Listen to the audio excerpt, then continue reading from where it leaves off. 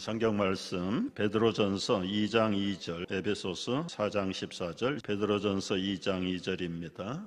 갓난아기들 같이 순전하고 신령한 젖을 사모하라. 이는 그로 말미암아 너희로 구원에 이르도록 자라게 하려 함이라. 아멘. 에베소서 4장 14절, 15절, 9절을 갖다 이는 우리가 이제부터 어린아이가 되지 아니하여 사람의 속임수와 간사한 유혹에 빠져 온갖 교훈의 풍조에 밀려 요동하지 않게 하려 함이라.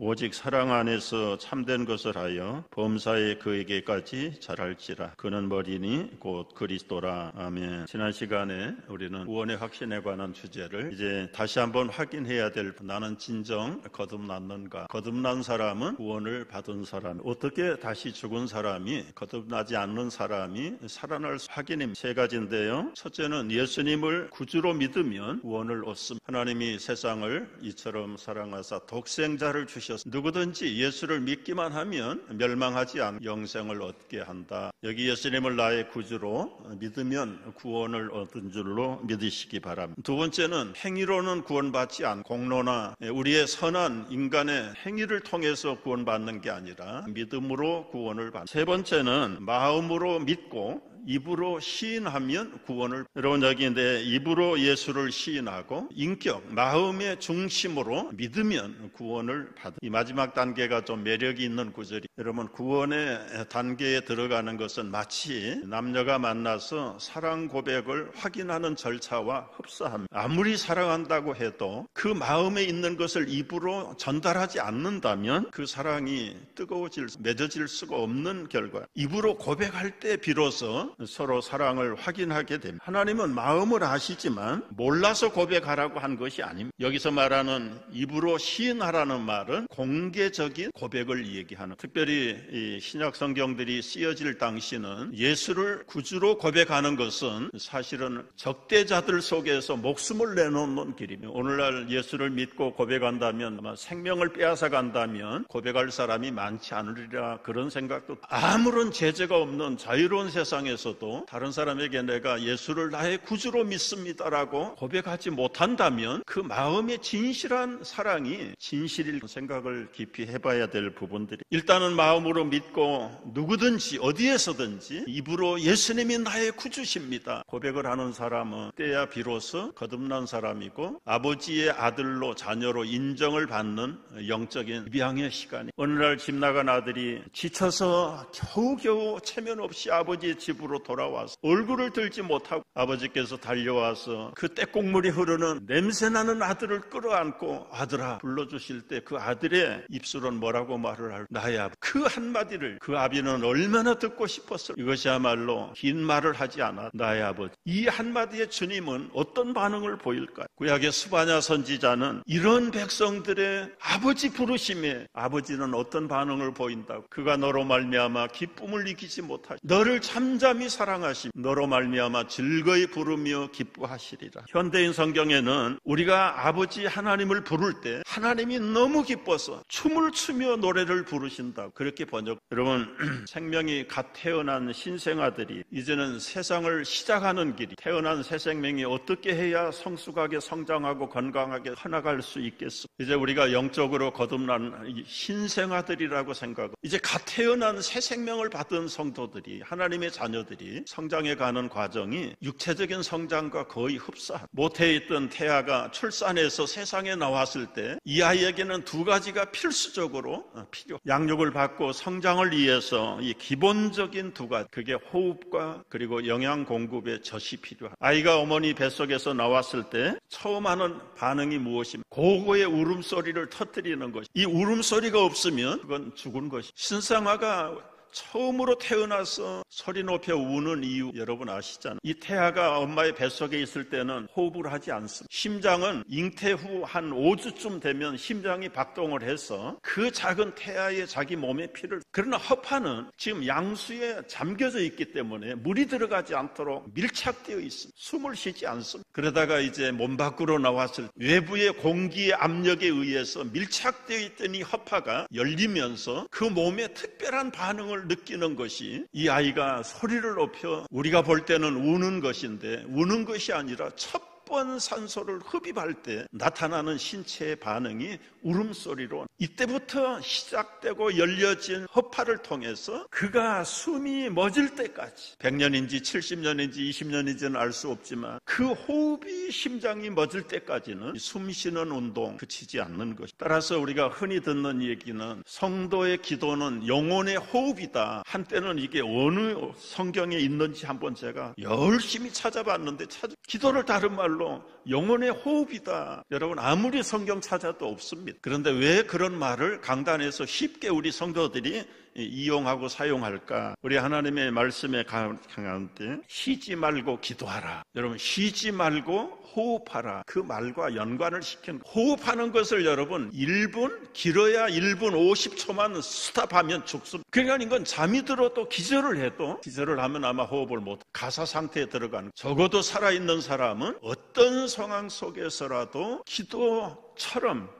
호흡이 중단되는 법은, 따라서 우리의 신앙생활을 하면서 영적으로 살아있기를 원한다면 영혼의 호흡인 기도를 쉬지 말아야 돼. 신생아가 울지 않으면 인공호흡을 시켜야 이물질을 제거해주고 기도에 막힌 부분들을 뚫어줘야 돼. 그래서 오늘은 우리가 영적인 호흡인 이 기도가 도대체 뭔가, 기도를 어떻게 해야 되는가, 효과적인 기도 응답은 어떤 것인가, 오늘 이 부분만 우리가 좀 함께 배워갈 수 있기를 바랍니다. 첫째는 기도란 무엇일까? 거듭난 영혼들이 자기 안에 거하는 그리스도의 영을 통해서 하나님을 아버지로 부르면서 그 아버지를 향하여 구하고 부르짖고 교제하는 대화를 기도라고 말한다. 우리에게 이해가 되는 성경 구절들이 여러 가지 있지만 대표적인 게 세 가지. 전에는 하나님과 우리가 원수의 관계, 그러나 이제는 예수를 구주로 고백하고 영접하면서 하나님 아버지를 나의 아빠 아버지라고 부를 수 있는 자녀가 되었다. 로마서 8장 15절에 너희는 다시는 무서워하는 종의 영을 받지 아니하고 양자의 영을 받아 우리가 아빠 아버지라고. 여러분,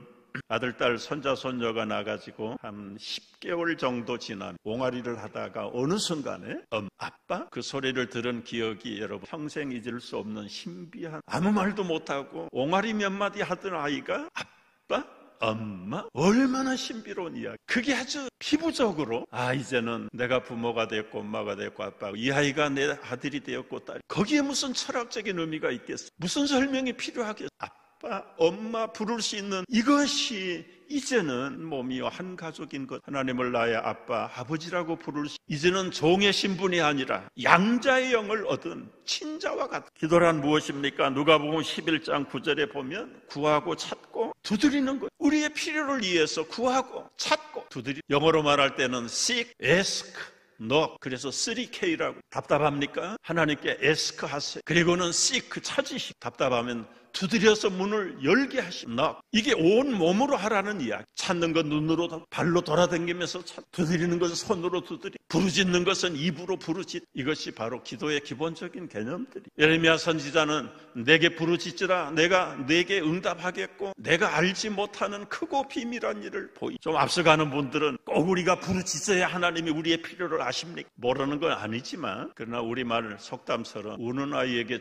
먼저 우리가 필요할 때, 아니면 주님과의 인격적인 교제를 통해서 주님 앞에 부르짖는 이런 넓은 것들이 이 기도를 총칭해서 가르쳐주는 기도에, 왜 기도를 해야 될까요? 먼저는 주님이 본을 보여주셨어요. 공생애를 시작할 때, 여러분 좀 유치한 얘기입니다만 소림사에서 득도를 하고 계룡산에서 도통을 한 분이 아니, 예수님은 공생애를 시작할 때 먼저 세례를 받으셨습니다. 이것도 모범을 보여준 거예요. 죄 없는 예수님이 왜 세례를 내가 이렇게 해서 모든 의를 이루는 것이, 예수님이 요단강에서 세례를 받으실 때 아버지 하나님의 음성이 들렸어. 이는 내 사랑하는 아들. 그리고 성령이 비둘기처럼 임하시. 성부, 성자, 성령이 삼위일체가 지금 인류 구원을 위해서 공적인 시대를 활동한다는 사인을, 12제자를 선택하기 전날 밤에 밤이 맞도록 기도하러 산에 가셔서 기도하시고 밝음에 그 제자들을 여러분 무작위로 불러댄 것이 아니에요. 기도하는 가운데 앞으로 이 복음을 위해서 평생 함께할 양육받을 제자들을 예수님은 기도하면서 아버지의 도움을 구했던, 십자가에 죽기 전날 밤 아버지여 이 쓴 잔이 내게서 지나가기를 원하나 그런 내 뜻대로 마시고 아버지의 뜻대로 하시. 십자가에서 달려서 죽으실 때도 십자가 위에서도 기도를 하신 일 뿐만 아니라 지금도 살아계셔서 하나님 보좌 우편에서 중보의 기도를 하고 계시. 예수님이 우리에게 기도의 모범을 보여주셨고 제한성을 가지고 있는 우리는 기도를 하지 않을. 예수님이 모범을 보여주셨고 두 번째는 예수님이 명령하셨어요. 읽었던 말씀처럼 구하라, 찾으라, 두드리라. 항상 기도하고 낙심하지 말라. 시편 81편에는 내 입을 넓게 열라. 내가 채우. 입을 닫고 잠잠한 자에게는 주님의 살아계심을 체험할. 내 입을 넓게 열라. 내가 그 입을. 이 배경의 말씀을 여러분 아시죠? 고대사회는 외국의 기빈들이 왔다가 돌아갈 그 나라의 임금 앞에서 작별 인사를 할 때 입을 벌리고 그러면 그 입 사이즈에 맞는 황금 덩어리를 입에다 물려주는 것이 귀중한 손님에 대한 정중한 예우. 여러분 누가 큰 금덩어리를 받을 수 있을까요? 한국인들에게 그렇게 하라면 아마 성형외과에 가서 입을 더 크게 할. 여러분 잠잠하면 주님도 잠잠하세요. 그러나 입을 넓게 열면 그 입을 채워주시는 우리의 응답자 되시는 하나님 아버지가 우리 아버지신 것을 분명히 믿으시기를 바랍니다. 세 번째는 그렇다면 어떻게 기도를 할까? 여러분 우리의 기도의 습성을 한번 생각. 우리의 기도는요 하나님 아버지 부르고 나서 청구서 제출하는 것. 이것 주시고 저것 주시고 처음부터 끝까지 주시옵소서 주시옵소서. 이게 우리의 기도의 보통 습관. 그런데 예수님은 이렇게 기도하라. 기도의 모범을 보여주셔서 기도의 패턴을 가르쳐 주신 것이 우리가 이해하는 주기도문이죠. 마태복음 6장 9절부터 주기도문이 나와요. 여러분 이 주기도문의 순서를 우리가 늘 기억해야 돼. 눈 감고 하라고 그러면 잘 하는데 눈 뜨고 하라고 그러면 잘. 이것도 습성인. 그래서 이 가장 건전한 성경적인 기도의 순서와 내용은 주님이 가르쳐 주신 기도의 패턴을 우리가 잘 배우는 것이. 우리 주일학생 자녀들에게 어떻게 기도할 것인가, 누구에게 기도할 것인가, 무슨 내용을 기도할 것인가 쉽게 얘기해서 5가지 손가락 가지고 설명. 어린이 5가지 손가락은 최고, 엄지. 여러분 이 검지는 사역을 가르쳐. 손가락 중에 가장 긴 중지, 우리의 필요를 위해. 약지죠. 약한 부분이죠. 우리의 죄와 우리의 허물을 주님 앞에 고백하고 용서받아요. 가장 새끼가람이 없는 것은 보호를 받아. 그래서 이 주기도문이 이 5가지 부분으로 되어 있다는 거 여러분 들어보세요. 그래서 이제부터는 우리가 기도할 때 무조건 청구서만 내지 말고 손가락을 잡고 첫째는 뭐라고요? 하늘에 계신 우리 아버지 이름이 거룩히 여기심을. 먼저 거룩하신 하나님의 이름 앞에 찬양과 감사의 기도를 드립니다. 두 번째는 하나님의 나라 사역을 위해서 이걸 붙잡고 기도해. 하나님의 나라가 임하시 뜻이 하늘에서 이룬 것 같이 땅에서도 이루어지기를 원합니다. 그리고 나서 여러 가지 많은 사역들, 우리 교회 사역, 여러분의 사역원의 사역들, 여러분의 선교해서 해야 될, 가정에서 해야 될 일, 이웃들에게 해야 될, 나라와 민족으로서 해야 될 일, 온전하게 이루신 하나님의 나라가 우리 가정과 교회와 이 땅에서 이루어지기를 위해서, 사역을 위해서. 그 다음에 제일 많이 필요한 게 뭐라고요? 오늘날 우리에게 일용할 양, 나에게 필요한 것, 타인에게 필요한, 우리 교회에 필요한 것, 우리 자녀들에게, 선교사들에게, 이 나라와 정부 지도자들에게 필요한 하나님 앞에 고백. 약한 부분 있잖아. 약한 부분. 약지를 붙잡고는 자백. 나의 허물과 죄를 용서해 주세요. 우리가 우리에게 죄 지은 자를 사하여 준 것, 나의 죄를, 우리의 죄를 나의 허물을 자백하는 것입니다. 기도 생활의 가장 큰 장애물이 무엇입니까? 하나님과 나 사이를 불통하게 만드는 죄의 문제를, 남들과의 소통의 관계를 끊어버리는 이 불화의 문제들을 하나님 앞에 회개하고 나의 이 약한 부분을 고쳐. 그리고 나서 마지막 힘이 없는 새끼 손가락처럼 하나님 우리를 시험에 들게 하지 다만하겠습니다. 마지막 기도를 드리. 여러분 이렇게 기도할 때 하나님은 분명히 기도를 들으시. 그러면 기도의 응답이 어떻게 오는가? 기도의 응답은 제가 교통신호등을 통해서 늘 4가지 방법으로 응답. 우리가 바라는 건 늘 그린 컬러만 원해. 기도하자마자 즉석에서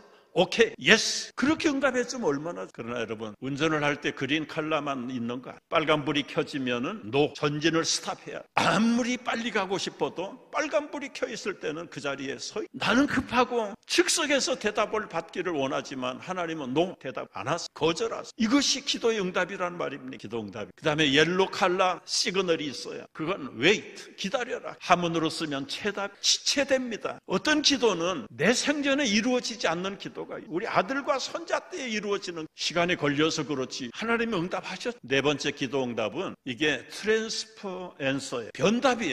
저는 어려서 의사가 되기를 원했어. 한가로운 평화로운 목장을 하고 싶었어. 근데 지금 보면 의사도 못되게 만들 목장도 못하는데 영적으로 연약한 자들을 섬기는 목양자로 불러주신 것을 나중에서 깨닫고 얼마나 여러분 기도 응답은 꼭 내 마음에 드는 그린 칼라만 즉시 대답하는 것만 응답이야. 어린아이가 엄마 나 동네 친구하고 칼싸움 할 텐데 저 사시미 칼 하나 줘. 여기 있다. 꺼내주러 엄마 아빠 있다면 그건 정신이 이상한 사람. 안 주는 게 당연한. 문제는 우리가 구하고 찾고 두드릴 때 하나님은 네 가지 중에 하나로 분명히 말씀하신다. 우리가 기대하는 만큼 그린 칼라만 펴지는 것이 응답은 아니야. 하나님이 응답하지 아니하고 침묵하시는 것도 때로는 노하시는 것도 응답이라는 사실을 우리는 분명히 알아야 합니다. 이런 기도를 가르치기 위해서 유럽에서 오래전부터 교회에 전해오는 이야기가 있습니다. 어느 시골교회 안에 사람 크기 많은 예수님의 동상을 하나 세워. 그래서 언제부터인지 이 예수님의 동상 앞에 나와서 기도하면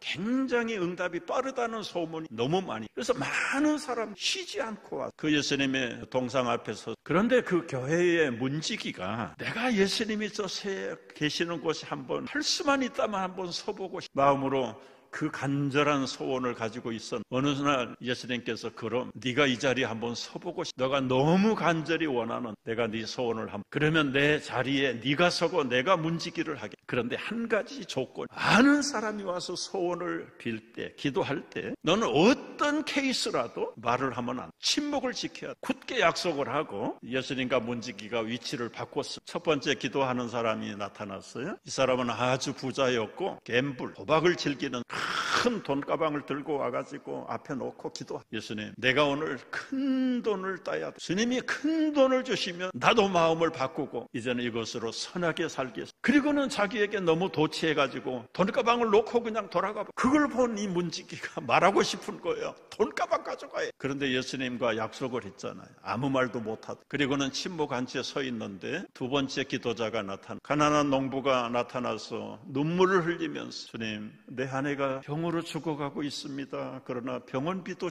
아깝. 어찌하면 좋습니까? 어찌하면 좋. 농부가 기도를 마치고 돌아가려다가 돈가방 있는 걸 봤어요. 아, 예수님은 벌써 응답을 준비하셨구나. 그리고는 그 돈가방을 가지고 기쁨으로 돌아갔습니다. 근데 이 문지기는 말해주고 싶지만 주님과의 약속 지키느라고 아무 말을 못했어요. 세 번째 기도하러 젊은 청년이 나타나. 이제 이 청년은 처음으로 취직을 했는데 배를 타고 출항해야 되는 선원이 되는 사람. 두려움도 있고 첫 출항이라 겁이 나서 자기 생명을 보호해달라고 예수님에게 와서 기도를 하는데 그때 갑자기 예배당 문이 활짝 열리면서 돈가방을 놓고 갔던 그 부자가 들어오고 그리고는 다짜고짜 기도하는 청년의 멱살을 부여잡고 내 이놈, 내 돈가방 내 뚱딴지 같은 요청에 어리둥절해서 나는 무슨 말인지 모릅니다. 나는 지금 배 타러 가야 될 시간이 가까워졌습니다. 거짓말하지 말. 너 수순하게 자백 안 하면 내가 경찰서로. 너무너무 답답한 억울함을 당할 그 광경을 보면서 그만 주님과의 약속을 잊어버리고 이 문지기가 말하면 애매하게 그 청년을 꾸지람하지 마세요. 그 돈가방은 당신이 놓고 간 돈가방은 그 가난한 농부가 가져갔어. 그래서 돈가방도 찾고 청년은 배 타러 가고 농부의 아내는 어떻게 됐는지 모르겠어. 모든 게 다 해결. 근데 예수님이 그때 말씀하셨. 네가 나와 약속을 지키지 않아서 큰일 났다. 네가 끝까지 침묵하고 있어야 돼. 그 일어날 결과를 너는 몰랐어. 이 문지기가 무슨 일이 벌어졌어. 너 생각해보면 모르. 그 부자가 그 돈 가지고 와서 돈 땄겠냐 이렇게 다 잃어버렸어. 차라리 농부가 갔더라면 그 아내나 살릴 것이. 그 청년이 경찰서 끌려갈 때 놔뒀더라면 배 시간이 배를 떠나서 배를 못 타. 네가 해결하는 바람에 그 청년 배 타고 가서 지금 배가 난파를 당해서 생명을 잃어. 여러분 굉장히 생각을 많이 하게 한 하나님은 침묵하면은 하나님, 침묵 속에서 또 일을 하시는 하나님, 우리에게 원하는 대로 예스만 얘기해 주시는 하나님. 인간들은 하나님의 침묵을 못 견뎌합니다. 인간이 하나님의 흉내를 낼 필요도 없습니다. 우리가 판단할 필요도 없어요. 잘했건 못했건 우리의 필요를 하나님께 구하고 기도했다면 그 결과는 우리 방법대로 요구하면. 문제는 중요한 것은 내가 하나님께 기도했냐 구했냐 안 구했냐 이것이 즉답만 하나님의 응답이라고 믿을 필요. 내가 기도해서 하나님이 침묵을 지키셨다면 침묵 속에서 하나님만이 아신 나를 향한 여러분을 향한 하나님의 인도법이 따로 있다는 것을 당대에 모르고 죽을 수도 있어. 그러나 아들 손자 때에 가서 그 응답이 나타나. 중요한 것은 주님이 가르쳐 주신 그 원리대로 주님 앞에 찾고 구하고 두드리 내 입을 넓게 열고 내게 와서 부르짖으라고 하신 명령 앞에 부르짖었다면 여러분 그 다음에는 편안하게 예수님이 그 독생자 하나님의 외아들이신 예수님이 그 억울함과 그 비참한 십자가의 형벌을 받은 아들이신 예수님이 아버지 앞에 얼마나 원망하시 아버지여 어찌하여 나를 버리신 약간 문지기처럼 참아주지 못하고 거기서 반응하신 아버지였다. 인류 십자가의 구원은 실패할 우리는 구하는 것이 우리의 의무이고 우리가 할 뿐이 응답은 하나님의 몫이라는 어떻게 나타날지라. 여러분 여기에 믿음을 가지고 사도행전 12장에 보면 예루살렘 총회의 초대 의장이신 야고보 사도가 헤롯에게 끌려가서 그리고 두 번째 세컨 리더인 베드로를 채고 유월절이 끝나면 베드로 역시 참수형을 내려요. 그때 예루살렘 성도 교회에 다 일어나서 베드로 사도를 위해서 전심을 다해서 기도했는데 하나님께서 그들의 기도를 들으 지진을 일으켜서 깊이 잠들어 있는 베드로요 눈을 떠보니 손발에 고랑이 다 풀려서 이중철창이었던 감옥의 문들이 다 열려버려서 비몽사몽간에서 정신이 들어서 눈을 떠봤더니 감옥 밖에 나와 있는 성도들의 기도를 하나님께서 기적을 행하셔서 베드로도 어리둥절 어디로 가야 될까 생각하다가 나를 위해서 모여서 전심으로 기도하는 그 기도의 방으로 찾아 문이 굳게 닫혀 있습니다. 그들도 잡혀갈까 봐 굳게 닫아놓고 지금 비밀리에 모여서 기도하고 있는 중인데 베드로 사도가 문을 이름 없는 계집아이가 문소리를 듣고 열어주려고 나왔다가 누구세요? 나 베드로다. 그 소리를 듣고 문 여는 걸 잊어버리고 깜짝 놀래가지고 기도하는 방에 들어가서 여러분 베드로 사도는 살아오셨습니다.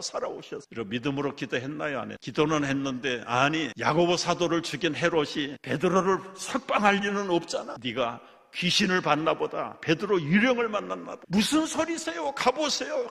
문을 열어보니까 진짜 베드로가 여러분 여기서 이제 하나 검토해야 될 것. 기도는 하기는 했는데 베드로 사도가 돌아올 것을 믿고 기도했습니까? 안 믿고 살아서 구출돼 나왔는데도 너 미쳐 유령이야 유령. 어떻게 베드로 사도가 나와? 여러분 여기서 우리가 하나 놓치지 말아야 될 응답은 내가 확신을 하든 불신을 하든 응답은 하나 기왕이면 믿음의 구도가 병든 자를 구원한다는 말씀처럼 기왕이면 확신을 가지고 응답할 수 있게 되기를 바랍니다. 그러나 믿음이 없어도 기도하면 하나님께서 응답하실 줄로 믿으시고 미국 어느 교회 옆에 빌딩에 고상한 술집이 하나 들어 아주 눈으로 보기에도 누추한 그런 아주 부인들이 보면 발끈할 수밖에 없는 그런 술집이 하나 생겨서 그 교회 여전도의 회원들에게 비상이 걸려 우리 남편들이 오다 가다가 저 사진만 봐도 마음이 흔들릴 텐데 우리가 비상 기도를 합니다. 그래서 그 교회 부인들이 모여가지고 하나님 어떻게 하든지 저 옆에 건물에 있는 술집을 하나님이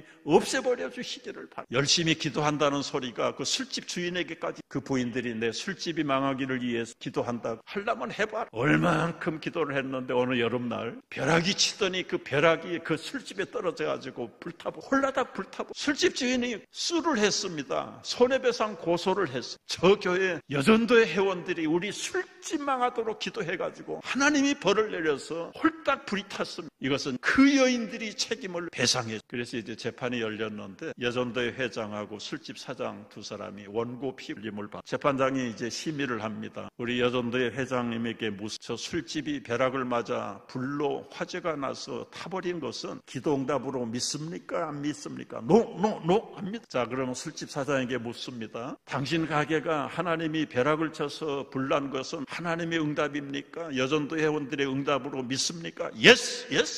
이게 실제 사건에 웃자고 만들어낸 얘기. 그 판사는 판결을 어떻게 했어? 내가 들어보니 이 여전도의 회장은 믿음이 없는 사람이고 당신은 비록 믿지 않지만 하나님의 기도 응답을 믿기 때문에 판사는 판결합니다. 당신이 믿는 하나님께 손해배상을 청구하십시오. 여러분 우리의 호흡이 끝나는 날까지 숨이 필요한 우리가 이 땅을 떠나기 전까지는 기도라는 영적인 호흡 기왕이면 믿음을 주기도문을 근거로 해서 5가지 원칙을 하나님을 찬양하고 하나님을 경배하며 하나님의 나라가 하늘에서 이룬 것 같이 우리 가정에서 교회에서 이 땅에서 이루어지기를 살기를 위해서 하나님 오늘 우리에게 일용할 양식 주셔야 됩니다. 필요가 공급하며 가장 많은 니들을 채워주시 우리의 허물과 연약함을 주님 앞에 고백하고 우리가 우리의 죄를 사하여 준 것처럼 나의 죄를 용서하시고 모든 형제들의 죄를 우리는 연약함 하나님 보호해 주시 은혜를 이 기도의 패턴을 꼭 붙잡 기도하면서 여러분의 영적인 호흡이 건강하시 하나님이 어떤 응답을 주실지라도 기도하는 자에게는